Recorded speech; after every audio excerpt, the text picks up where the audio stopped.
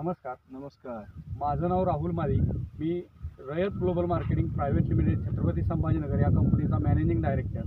आणि आज आपल्यासोबत आहेत आपले मित्र वैभव बरडकर. थोडंसं मोठ्यानं बोला. वैभव बरडकर जे दरंडेश्वर फार्मर्स प्रोड्युसर कंपनी सातारा या कंपनीचे मॅनेजिंग डायरेक्टर म्हणून काम करतात. आणि सोबत आपण ज्यांच्या प्लॉटमध्ये आहे त्यांचं नाव काय? नितीन बानगुडे पाटील. नितीन बानुगडे पाटील जे या प्लॉटचे मालक आहेत. आणि सोबतच शिवव्याख्याते प्राध्यापक नितीन बानुगडे पाटील यांच्या प्लॉटवरती आपण आज आहोत. तर सरांच्याकडे या प्लॉटचं संपूर्णतः सुपरविजन आहे. तर कधीपासून तुम्ही सुपरविजन या प्लॉटचं करता? साधारण गेले 6 महिन्यापूर्वी सरांचं आणि आमचं कम्युनिकेशन झालं. बरं. सरांबरोबर नैसर्गिक शेती संदर्भात चर्चा चालू झाली. चर्चा चालू झाल्यानंतर मग अशा काही गोष्टींवर आम्ही येऊन पोहोचलो की बाबा आपल्याला या ठिकाणी एक पीक घ्यायचं आहे. बरं. मग ते पीक कुठलं घेऊ शकतो आपण, तर त्याविषयी मग थोडंसं आमचं नियोजन झालं की पाण्याचं थोडंसं ब्लॉग बघून आम्ही या ठिकाणी चालू परिस्थितीमध्ये येणारं एक कलिंगड घ्यायचं आमचं ठरलं. कलिंगडाचं पीक आहे. तर ही व्हरायटी कोणती आहे कलिंगडाची सध्या?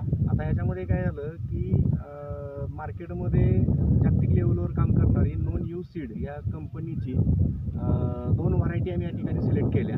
त्याच्यामध्ये शरयू आणि जन्नत आणि शरयू अशा दोन दोन व्हरायटी नोन यू सीड कंपनीच्या आम्ही या ठिकाणी सिलेक्ट केले. ओके. आता याची लागण किती तारखेला झाली होती? त्याची लागण आपण केली 25 मार्च 2024 रोजी. 25 मार्च 2024ला या कलिंगडाच्या या पिकाची लागण झाली. आणि आज तारीख काय आहे? आज तारीख आहे 11 मे 2024. 11 मे 2024. म्हणजे साधारणतः 45 दिवस किंवा 48 दिवस झालेले आहेत. आणि आज तुम्ही असं चालू आहे की त्या पलीकडच्या बाजूला हार्वेस्टिंग चालू आहे. तर शरयूचं हार्वेस्टिंग चालू आहे. तर 15 दिवस साधारणतः लवकर हार्वेस्टिंग आलं. आणि याचं जे पिकाचं एकंदरीत जर बघितलं तर अतिशय उत्कृष्टरित्या या ठिकाणी रिझल्ट दिसत आहेत. तर तुम्हाला काय जाणवले या पिकाबद्दलचे रिझल्ट या ठिकाणी? तर ह्याच्यामध्ये सविस्तर सांगायचं झालं तर आम्ही ज्यावेळी हे प्लॉट करायचं ठरवलं की त्याच्यामध्ये कमीत कमी रासायनिक खतांचा वापर व्हावा, केमिकलयुक्त फवारण्या कमी व्हाव्यात आणि प्लॉटला ऑर्गॅनिक मॅटरवर आपल्याला कव्हर करण्याचं जरा नियोजन आमचं झालं. त्यानुसार मग थोडंसं आम्ही काही ऑर्गॅनिक खतांचा वापर या ठिकाणी केला. आणि हळूहळू आम्ही अशा सिस्टीमपर्यंत पोहोचलो की तुमच्याबरोबर आमचं कनेक्ट झालं की बाबा जे बॅक्टेरियल पार्ट आहे रयत ग्लोबल मार्केटिंग कंपनीचा जो जीवाणूंचा पार्ट आहे, स्वराज्य बायो किट म्हणून आहे. तर ह्या किटला थोडंसं आम्ही प्राधान्य दिलं. कारण काय की जे खतं आम्ही दिलेली आहेत ही खतं त्या पिकाला अवेलेबल व्हावीत.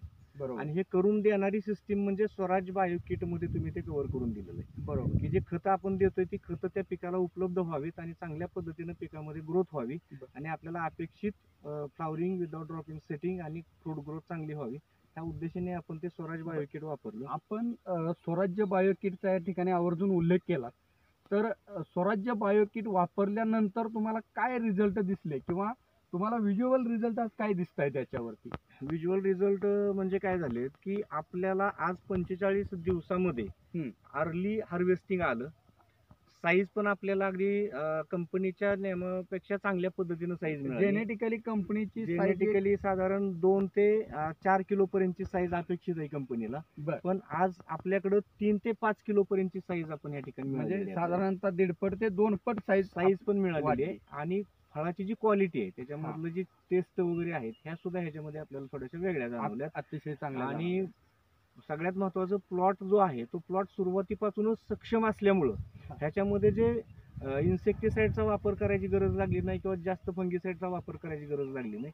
विषय काय झाले की जे स्प्रेइंग वगैरे होते ते सुद्धा आम्हाला कंट्रोलमध्ये ठेवायची वेळ आली. म्हणजे जेणेकरून त्याच्यामध्ये कीड आणि रोगांचा प्रादुर्भाव जास्त जाणवला नाही. एकंदरीत असं बोलायचं आहे की तुम्हाला स्वराज्य बायो किटच्या वापरामुळे आपला बाकीचा सुद्धा खर्च कीटकनाशक आणि बुरशीनाशकावरचा खर्च सुद्धा अतिशय कमी झाला.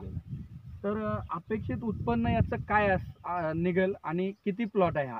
आता साधारण आपण 3 एकर मध्ये घेतलेलं आहे. त्याच्यामध्ये 2 एकर आपण जन्नत व्हरायटी घेतलेली आहे हा. आणि 1 एकर मध्ये शरयू जे काळ्या पट्ट्याचं फळ येतं ते साधारण 6 ते 7 किलो पर्यंत आज आपल्याला त्याची साईज मिळालेली आहे. बरं. आपली अपेक्षित कंपनीच्या नियमानुसार साधारण एकरी 20 टन हे अपेक्षित आहे. पण आज जर आपण बघितलं प्लॉटमध्ये किंवा फळांची साईज किंवा फळांच्या संख्येकडे बरं. तर नक्कीच आपल्याला या ठिकाणी अगदी 25 टनापर्यंत ॲव्हरेज उत्पन्न म्हणजे आपल्याला साधारणतः मिळू एक शकतं. 20 ते 25% उत्पन्नामध्ये सुद्धा वाढ वाढ आपल्या या झालेली. ठिकाणी फायनल यील्ड मध्ये सुद्धा वाढ आहेच. झालेली आहे. हो. तर अतिशय चांगल्या पद्धतीने या ठिकाणी बरडकर साहेबांनी आपल्याशी संवाद साधला.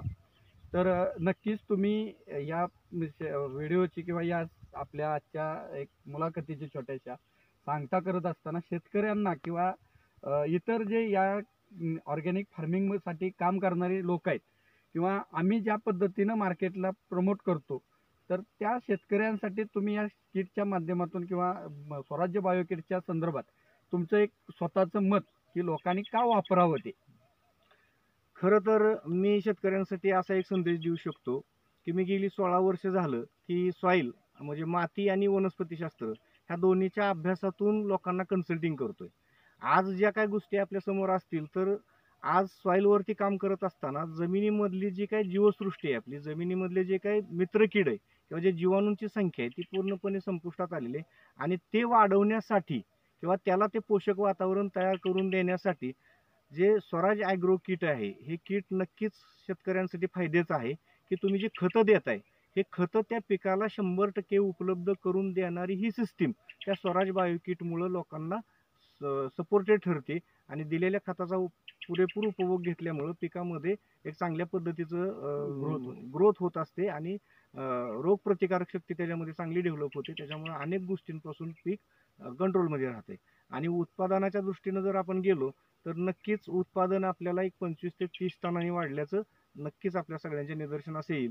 तर मी विनंती करतो की सगळ्यांनी ह्या उत्पादनाचा वापर करावा आणि आपल्या पिकांमधले अनेक समस्या दूर करून एक चांगल्या क्वालिटीचं उत्पादन आपल्याला या ठिकाणी मिळवावं अशी मी सगळ्यांना विनंती करतो. धन्यवाद.